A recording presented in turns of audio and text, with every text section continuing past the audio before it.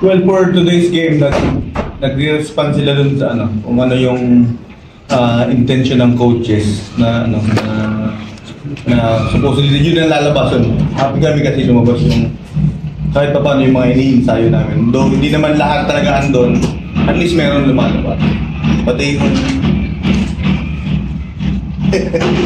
kung paano nila kami asarin. Inaasar nila kami, lalo na first set. Para yun, inaasar nila kami ng first set. Kaya successful sila ng first set.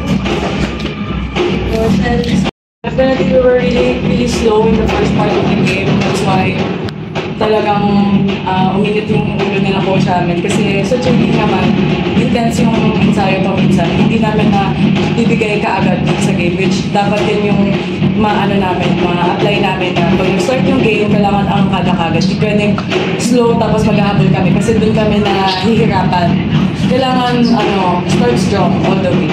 Pero nung latter part naman, we were able to overcome little by little kasi very crucial yung how will you get your confidence back from the upset first set, diba? So, naging maganda lang din yung padulo kasi lumabas talaga yung character, yung attitude ng bawat isa na ay hindi pwede, kailangan gumising tayo kasi natuto na tayo sa past na nagpabaya tayo tapos hindi natin nakuha yung game. So, yun talaga isa sa mga battle cry namin coming to every game that we're going to play with other teams of the PBL. Siyempre, hindi naman po kami pupunta dito na hindi lalaban. Nag-enjoy lang po kami ng team. With the help of my teammates din, kasi siyempre sila din. Pumapalo ako lang yung nasa-stress. Hindi ko naman gagawa ko malaki.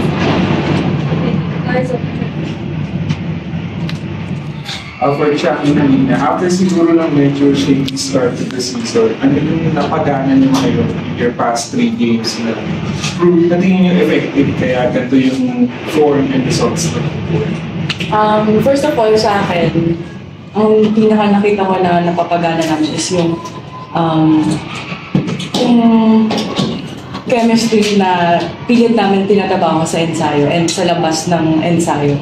Kasi nung unang part kasi, wala pa kami dun sa situation na mata sa mata, alam na namin kung ano sinasabi ng bawat isa. So, parang kailangan umabot kami dun sa point na mata pa lang nakikita ko sa teammate ko, alam ko na kung ano yung gusto niyang iparating sa akin. So, we were really working hard on that area. Kasi, sa akin, personally, it's just my 2 months playing with Cherry Tigo. Iba yung sistema nila from the last team that I played with. So, nakita ko naman napaka-responsive ng team, especially yung mga players, kasi yun ang gusto ng mga coaches yung talagang nagpa-fight kami, kada may papalo, kailangan may susuporta sa ilalim. Yung suportahan, nakikita mo, lumalabas na siya, tsaka yung communication. Sa tingin ko yun yung naging isa sa mga key na nagagamit namin ngayon kung bakit naging effective kami as a unit. Yung character namin towards the game na kahit nalalamangan kami ng mga 2-3 hindi kami papayag na hindi kami didikit sa score. Kailangan lumalaban kami kasi nandito na kami, bakit hindi pa namin itutupin? For coach, nung nakaraan, nabanggit mo na medyo nakukulangan ka pa rin sa performance ng Victor. Tapos ngayon, siya na yung player of the game na may defense and defense. So, ano na lang masasabi mo sa performance to this game? Well, nag-best player pero marami pa rin siyang dapat i-compensate. Especially yung yung kabuuan. Kasi andun na siya na-process Nung una, nananalo, nung talo, yun, nanalo, hindi na siya nag-best player na siya.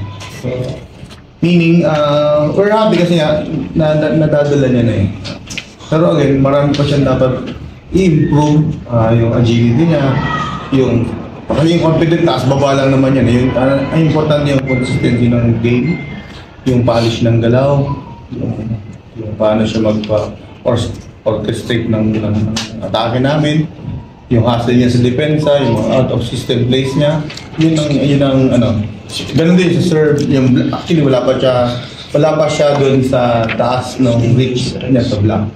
So, little by little, natsaga na nga namin siyang hintayin ng medyo matagal, ngayon pang naandito na siya. So, Hindi naman namin humingi, hindi naman kami humingi ng sobra-sobra. Yung tama lang. As long as kaya niya i-deliver ng maximum reach or maximum jump, agos na. So yun naman tinitingnan namin this time. Hanggang sa dulo, makumpleto niya na. Medyo mahaba-haba pa yung season. So, nag-i-ensayo naman kami. So, yun. We're happy kasi nakabalik na siya. And good for her na at least naramdaman niya ulit. Kaya ko na ulit. So, yun. Additional feather para sa sa cup niya. May nakabalik na siya dito sa coming from injuries niya last year.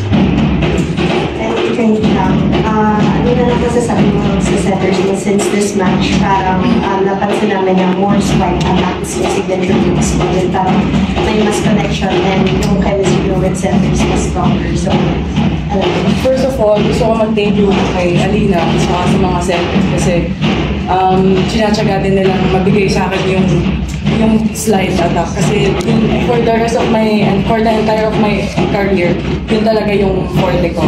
So, win-workout namin yun every single training.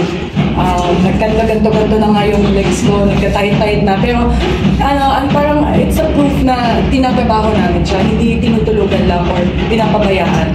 Naging struggle kasi sa first part dahil hindi naman ganun kadali yung ma-practice lahat yon in a short period of time. 2 months pa lang ako with them.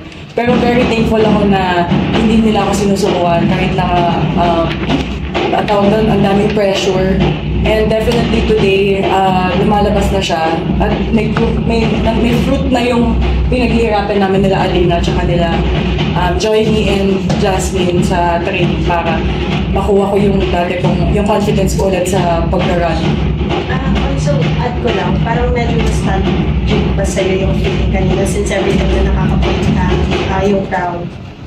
Oo, nakaka-boost talaga sa akin yun. Tapos nababalik ko yung swag na gusto ko para sa sarili ko kasi yun talaga yung style ko ng play. Parang mas nabuboost pa yung confidence ko. Lalo ko parang sinasapian ng hindi ko nag-iintindihan. Parang, ay nako, hindi ko ma-explain yung feeling eh. Sobrang sarap.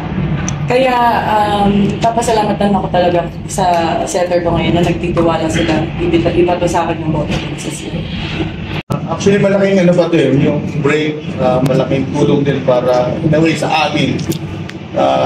Though meron naman kaming homework na mga workouts na ibibigay. So, meron kami mga measurements before kami lengthen break. So, para pag-report nila ng D-Day ng reporting, hindi sila pwedeng tumaas doon, pwede sila bumaba. Ibig sabihin, they do extra.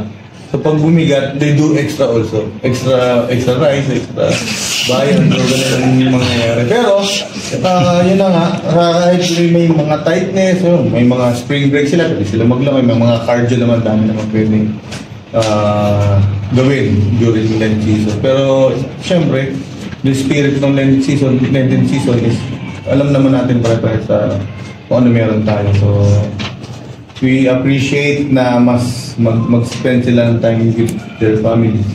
Yun, tsaka kung maglalabas man sila, bawal malunod, bawal may diba? Kailangan natin ng kompleto sila eh. So yun ang marching order namin sa kanila. Bawal ma-aksidente, bawal lahat.